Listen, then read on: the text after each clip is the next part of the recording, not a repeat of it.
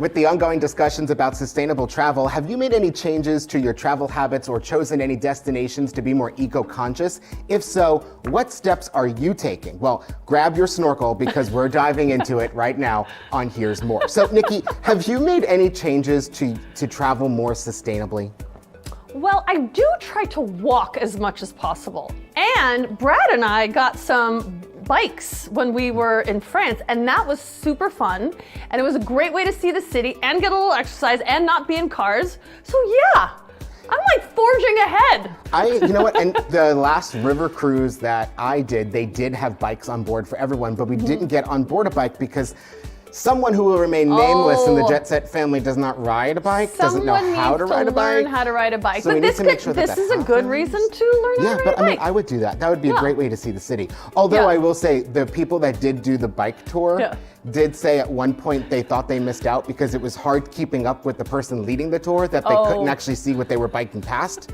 And then the next day canceled their bike tour. So if you're gonna take a bike tour to be more eco-conscious, make sure it's a slow bike tour. Well, Brad and I kind of did our own thing. We did our own tour. But I also like to just get out and do a little walkabout.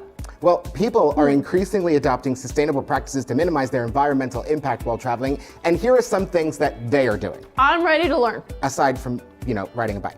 Choosing eco-friendly accommodations. Oh, tell me about it. Well, there are a lot of hotels out there now that are, specializing in trying to stay green and staying green conscious. Yes. There's always that sign in every hotel room that says, if you're going to reuse your towel, hang it up, otherwise put it on the floor. You could be doing that. Yes. Supporting local businesses, spending money at those local restaurants, markets, and shops to support the local economy and reduce the carbon footprint associated with large national chains. You know what, I was just in California, and they did a very good job of, if the patio door was open, then the air conditioning went off. And that they do that in Hawaii too, because to save so much energy. And if you think of all of the millions of towels that are across even just America every day that need to be washed. So put your towel up. You don't need it washed every day. Now, when you say America, do you mean North America and South America, or do you mean the United States? This, I'm just talking about United States of America. I'm just checking. Yeah. I'm just checking. So another tip is using public transportation or biking. I like a good bike ride. And offsetting your carbon footprint. This is something I've never really understood, and I really should learn more about it. But like when you buy a plane ticket, and it's like, pay this money to offset your carbon footprint. Where does that go?